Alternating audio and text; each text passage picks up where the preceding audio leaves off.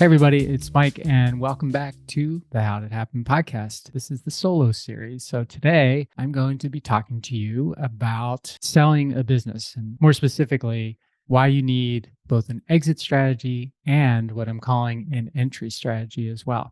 So I'm a believer, if you are a business owner, you're an entrepreneur, I am a believer in the notion that you should always be operating your business as if it were for sale. I believe that for a couple of reasons. One, it's very, very easy to be operating your business and lose track or lose focus about what's important. What are the most meaningful drivers for the business? And when you do that, the business can kind of veer off into directions that you may not desire them to have moved into. But because you're not looking at it with an eye towards selling the business, you can drift.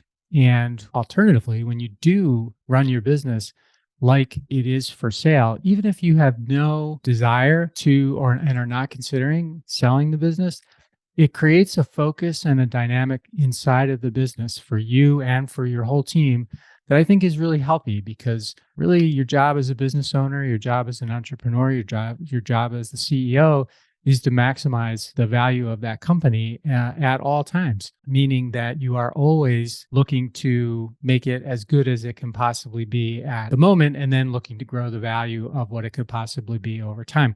So I'm a believer in that. So that's that part. Now, when you go to sell a business, there are a lot of resources. There's a lot of expertise.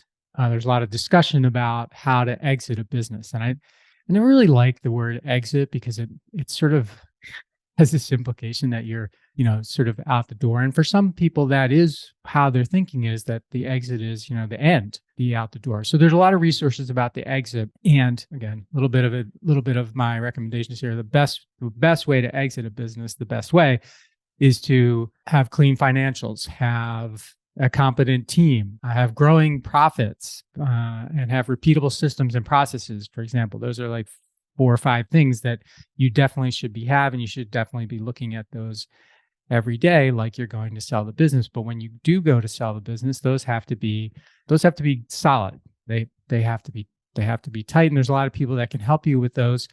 If you've got a CFO, for example, or an operations person in your business, they can certainly help get those tight, document them, make sure that those are all being maximized inside of the business. And then, of course, you have outside resources like your lawyer and your accountant and your advisor when you go to sell a business. There's lots of people who will help you position, package, get your business ready to be sold for the best value that it can be sold at, which after all is one of the reasons why you've started the business and have run it and grown it, is because you want it to create value for you, just like any other asset that you have. So there's plenty of people who are there to help you on the exit. And I would recommend, if you are considering selling a business, give yourself time, put those things in place, talk to the right people, the advisors, the lawyers, and accountants. I will caveat that, and I will just say that from my experience, if you are looking to sell your business, I would recommend that you think hard about having your lawyer or your accountant either place a value on the business or do the negotiating for you.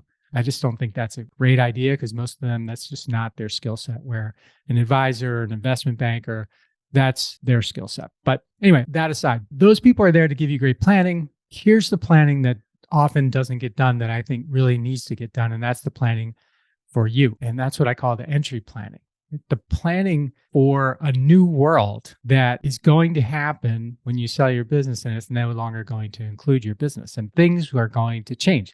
Relationships are going to change. So for example, the relationship you have with the people you work with are going to change. The relationships you have with your spouse or significant other could very well change. Relationship with vendors that you had are going to change. There's a lot of things that come with relationships that have to do with your role in the business that will definitely change. Second thing that could change is importance. Go from being a person that other people think are very important to perhaps a person that isn't quite as important to those people or to anyone else. And sometimes that's like a little blow to the ego, but it happens and you need to be prepared for it. Purpose.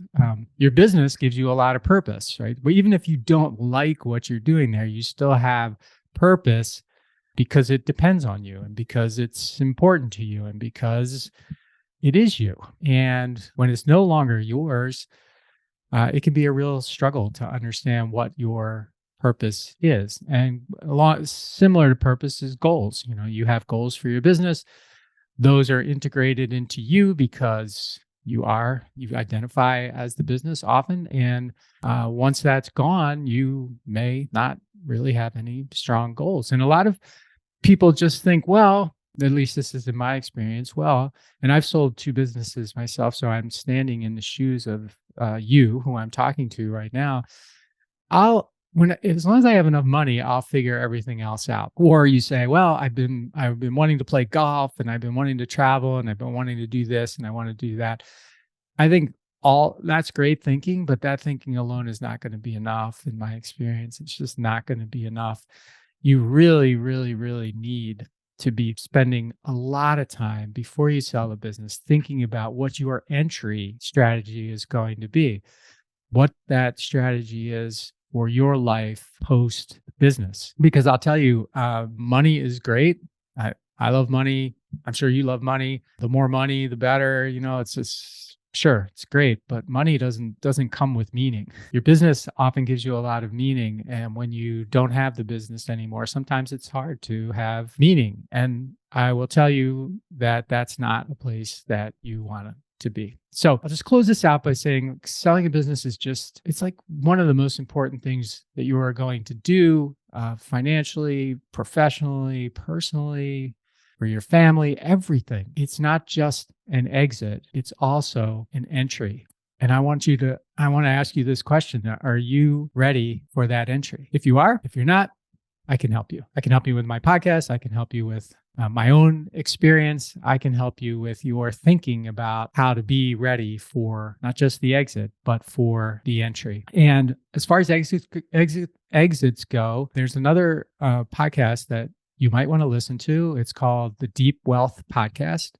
Jeffrey Felberg is the host of that, and he's got a 9-step roadmap for preparing you to exit your business. He calls it a liquidity event. I really don't like exit or liquidity, but those are terms that are used often. So you may want to check out that podcast for the exit. I don't think he's going to talk to you about the entry either. And I really do think that you need to spend some time, a lot of time, working on your entry to this new post-sale life as an entrepreneur or business owner. Thanks for joining me today for the podcast. I hope you got some value out of it, and I appreciate you investing your time in me and in this podcast. If you like what I'm doing, please share the episode, follow me or subscribe to the podcast, depending on your podcast platform.